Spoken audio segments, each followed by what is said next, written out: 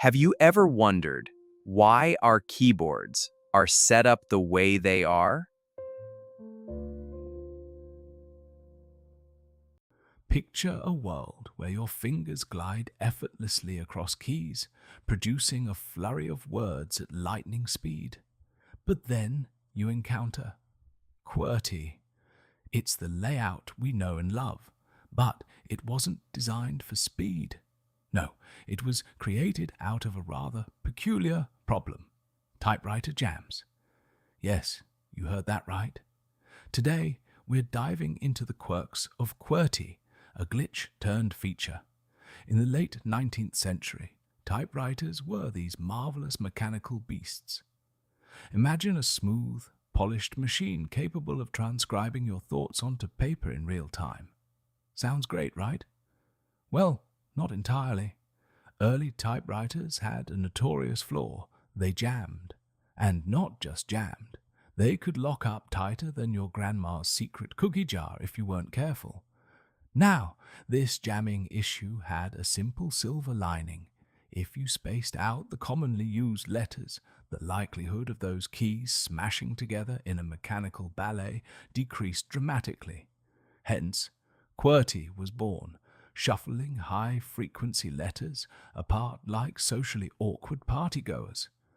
The genius behind this, Christopher Latham Scholes, who perhaps wanted a smoother transition from clack-clack to whoosh. But here's the twist. Once QWERTY had settled into the hearts and hands of typists, it began to solidify.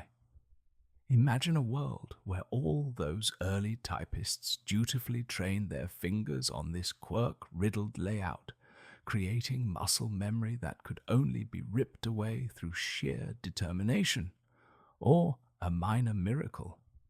This led to the inevitable question: why switch to something better when you've mastered the art of jamming your way through life? Despite many contenders vying for the throne, like Dvorak, which was engineered to be more efficient, QWERTY remained like the stubborn child in a classroom who just won't share. Even as technology upgraded, making mechanical constraints obsolete, the deep-seated habits remained. The world had already trained millions of typists. Businesses invested in QWERTY-centric equipment, and the entire system became too entrenched to change. So, how did it work? It's all about human nature, our reluctance to change and our love for the familiar. Once the QWERTY layout became the standard, it created an ecosystem that locked itself in. Think about it. Keyboards everywhere, teaching programs emphasizing QWERTY, and the ultimate security blanket of muscle memory meant that even the idea of switching to a different layout felt terrifying. It's like trying to convince someone to trade their perfectly good smartphone for one that flips open. It just seems risky and, let's face it, a bit silly. This stubbornness is even reflected in our workplace environments. Companies would rather invest in upskilling employees to adapt to QWERTY than to untangle an entire system for something newer and presumably better, even if that new layout could potentially make their workflow quicker. In the end, we've built the bureaucratic bureau, an institution that thrives on standardization, much to the delight of QWERTY. But consequences await us. Ever opened a typewriter-era book filled with charming written correspondence only to see QWERTY at the bottom of a page? It seems irrelevant now, but it speaks to a time when that design was cutting edge, the very best we had.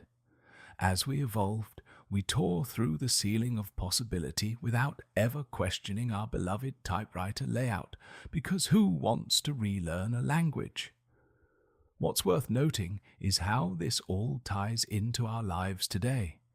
The technology is light years ahead of mechanical constraints, yet we continue to cling to something created to prevent metal keys from clashing. It's a peculiar irony. What began as a glitch became our standard rail. Archive note. Next time your fingers stumble over the QWERTY keys, just remember you're not alone. An entire generation had to wrestle with the same stickiness. Now, this isn't just a story of stubbornness. It's a testimony to our love for familiarity, even when that familiarity comes with a dose of absurdity. We may very well be living in a world that could have been significantly different had we accepted change when it came knocking. But we simply chose comfort over efficiency, time and time again. So, as you navigate your day with QWERTY in hand, think of it as your tiny rebellion against the quirks of progress. And stay tuned, because next time we'll dive into another fascinating wrong choice that became a standard. Who knows what other bizarre remnants of the past still shape our lives today?